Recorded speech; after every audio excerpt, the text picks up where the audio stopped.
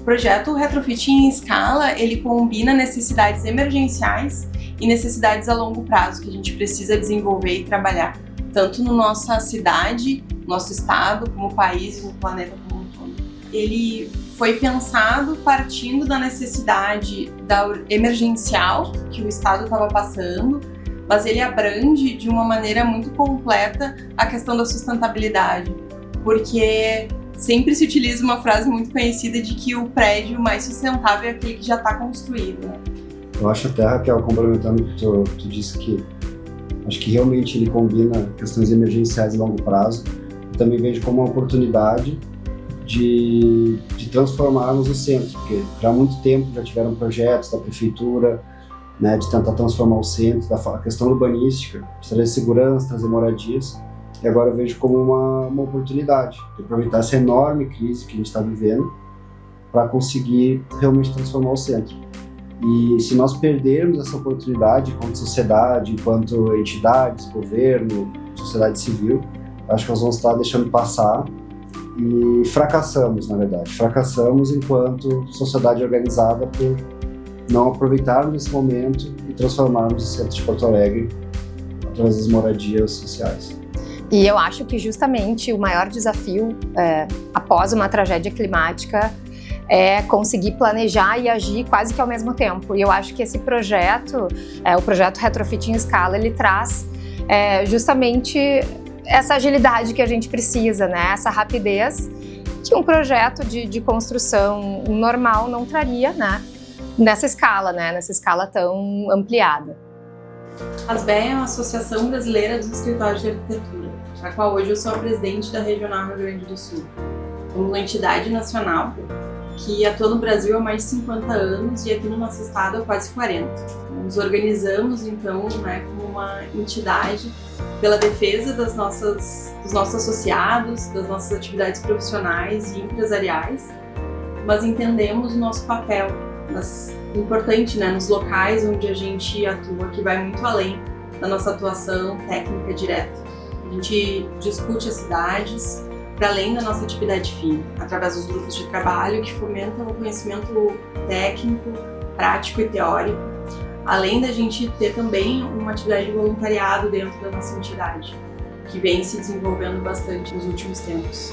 As enchentes acabaram gerando um choque, né, em toda a nossa população e não foi diferente na nossa entidade.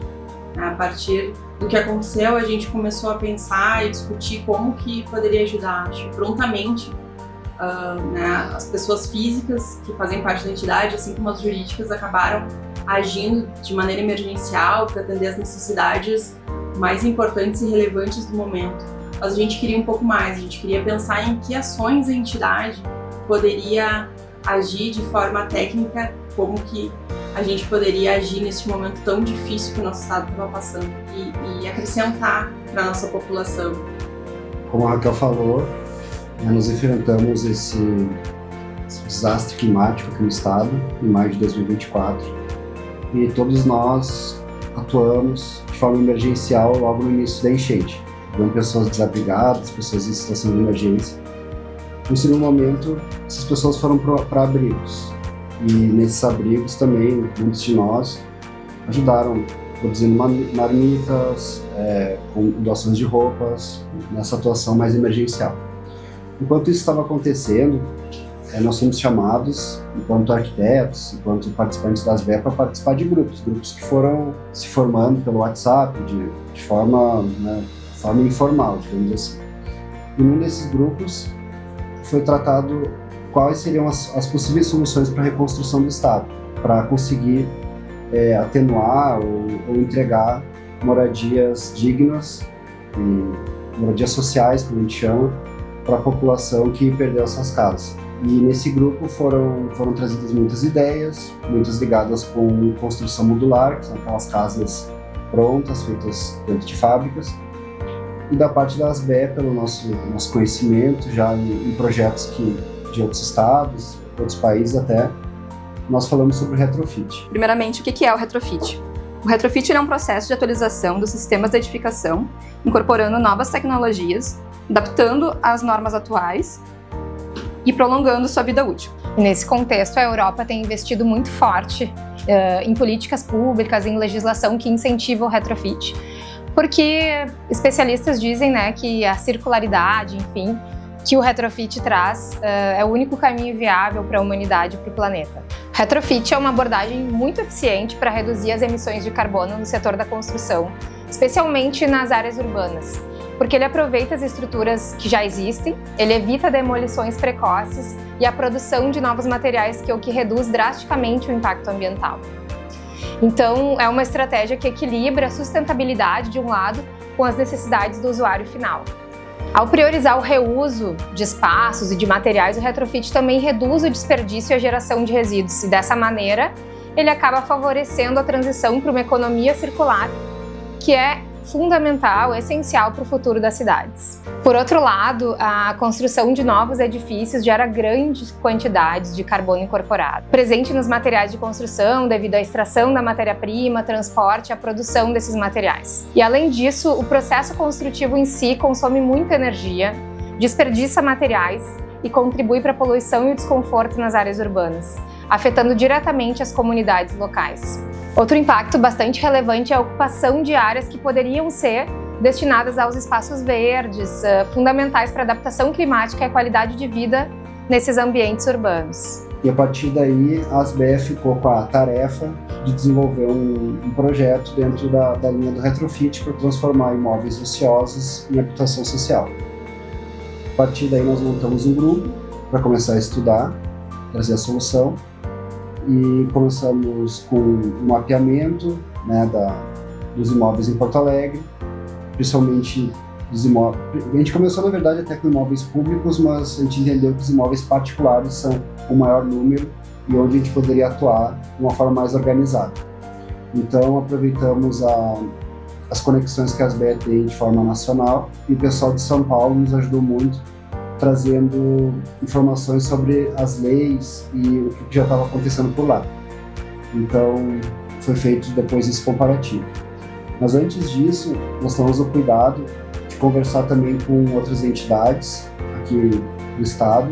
Nós conversamos com o Sinduscom, nós conversamos com o IAB e também com a Prefeitura de Porto Alegre, sendo o DEMAB e a ESMAMOS as principais secretarias envolvidas. Então, com essas informações disponibilizadas de fora do estado e também já conversando aqui internamente, digamos assim, com outras entidades, a gente começou a construir uma proposta que pudesse ser apresentada como uma forma de entregar de forma rápida e emergencial moradias dignas para a população mais carente. Quando nós começamos a pensar sobre a questão geográfica do local, porque muitas cidades aqui no Rio Grande do Sul, elas sofreram grandes abalos, mas elas não têm um centro consolidado.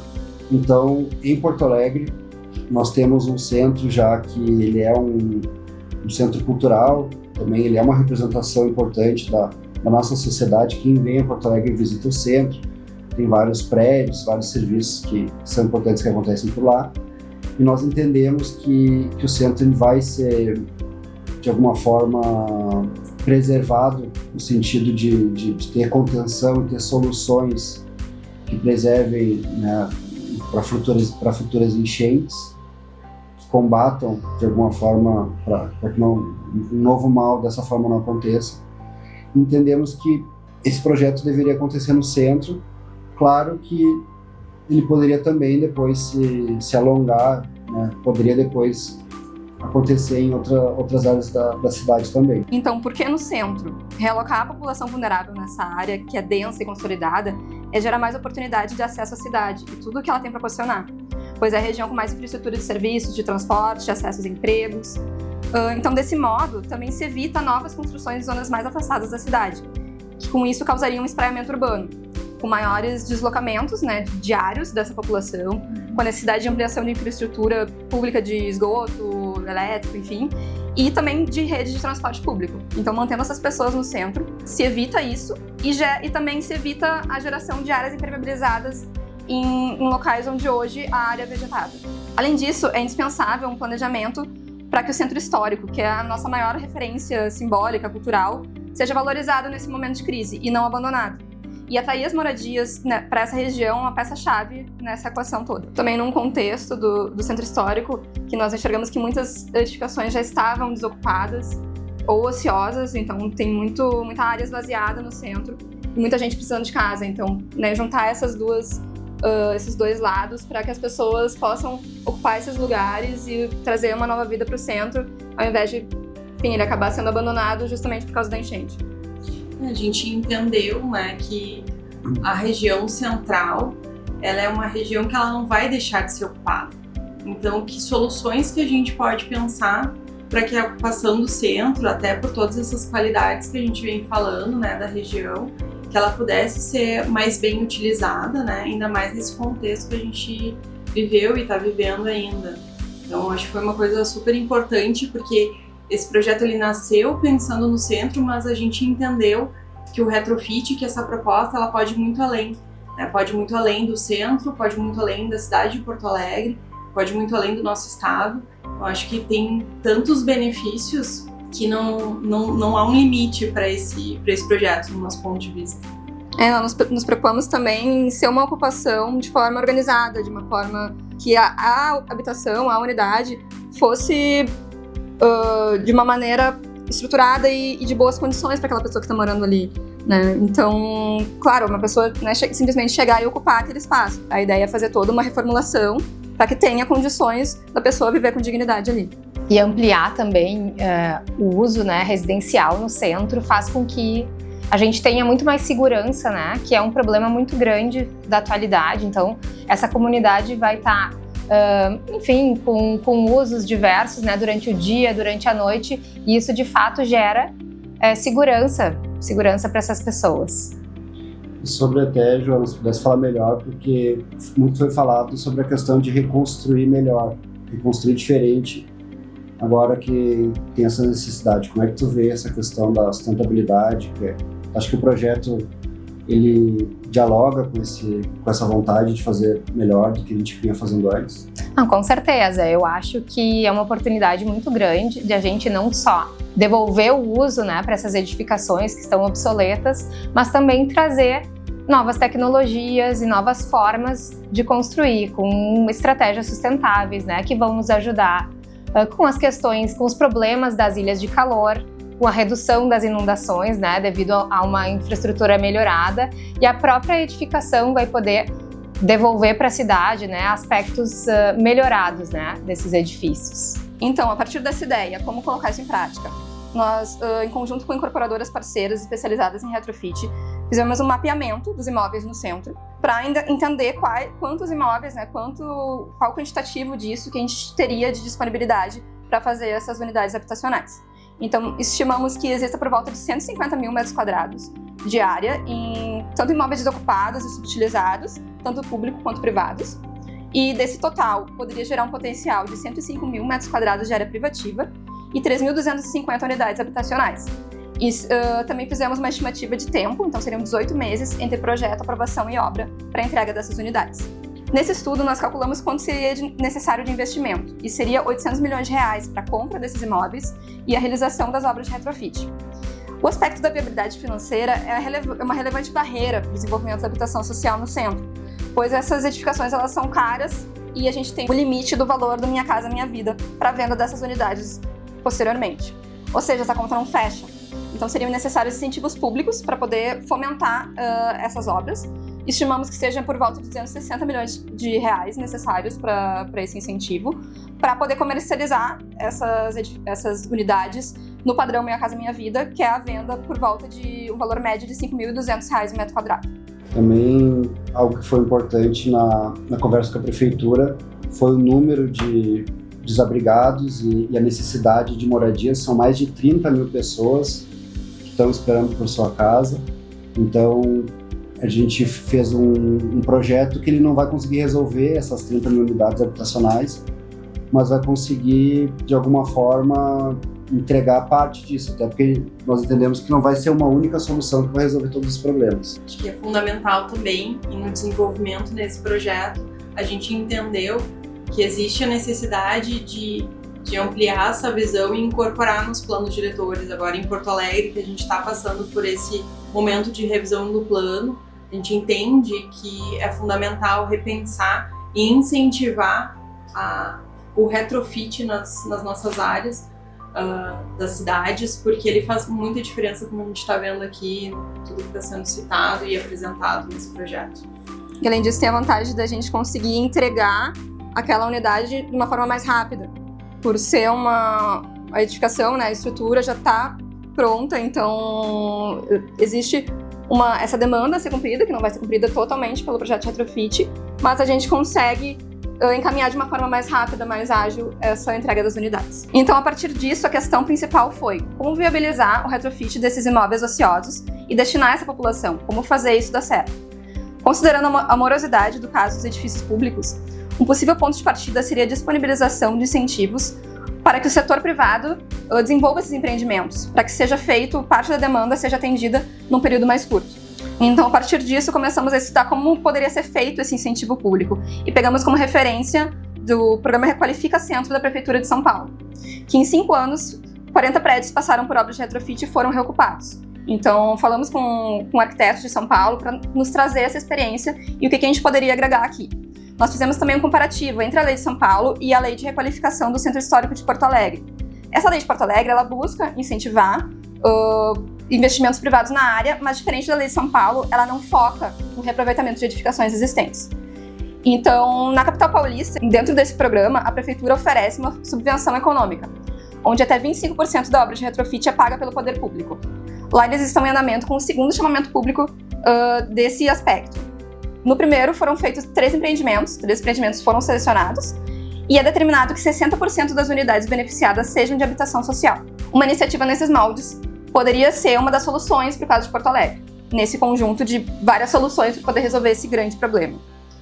Outra opção que também começamos a estudar seria um incentivo financeiro através da transferência de potencial construtivo, onde um edifício na região central pudesse transferir o seu potencial construtivo para outras áreas, para que subsidie, então, a compra desse edifício e se viabilize a entrega dessas unidades.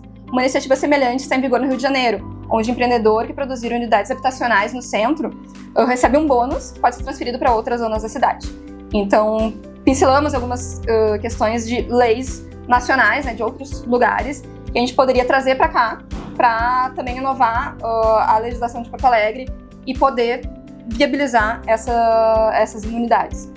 Então, a partir desse comparativo de leis e dessas referências que pegamos de outras cidades brasileiras, apresentamos esse projeto para a prefeitura para, então, trazer, né, teorias e subsídios para que a prefeitura se utilize disso para trazer tanto em leis específicas quanto no plano diretor que tá com a revisão em desenvolvimento, para que isso saia do papel e que possamos, como sociedade, então tanto o poder público quanto o poder privado, que nós possamos nos juntar e viabilizar de fato essas unidades habitacionais para resolver tanto esse problema pontual de Porto Alegre, do atendimento a essas unidades necessárias para a população que foi atingida, mas também numa visão geral do que queremos para a cidade, do que queremos, né, para o centro de Porto Alegre, para que ele seja novamente, que traga nova vida para esse centro e ele não seja, de fato, abandonado. O projeto Retrofit em Escala ajuda Porto Alegre a alcançar suas metas de neutralidade de carbono previstas para 2050. E ao reduzir significativamente as emissões por metro quadrado retrofitado, ele contribui para a descarbonização. E além disso, esse projeto fortalece a resiliência urbana ao reaproveitar infraestruturas e implementar soluções sustentáveis que ajudam a reduzir problemas como as inundações e as ilhas de calor, que hoje acontecem com bastante intensidade no centro histórico, preparando a cidade para os desafios climáticos futuros. E o retrofit em escala é perfeitamente alinhado aos critérios ESG. No aspecto ambiental, ele reduz as emissões de carbono, reutiliza materiais e promove a economia circular. No social, ele pode gerar até 8.000 empregos verdes, fomentando um novo mercado de trabalho, que vai desde trabalhadores da construção até outros especialistas, como os especialistas em sustentabilidade. E, além disso, ele melhora a qualidade de vida da população ao requalificar as áreas urbanas. E na governança, ele promove transparência em políticas públicas e incentiva a colaboração entre os diferentes setores. E nós estimamos que o retrofit de 150.000 metros quadrados de área construída possa evitar uma emissão de 90.000 toneladas de gás carbônico equivalente, o que corresponde ao gás carbônico absorvido por cerca de 4 milhões de árvores em um ano. E além disso, nós evitamos a produção de 4.500 toneladas de concreto, 1.125 toneladas de aço e 27.000 toneladas de blocos, o que demonstra o grande potencial dessa estratégia para mitigar impactos das mudanças climáticas e promover uma cidade muito mais resiliente.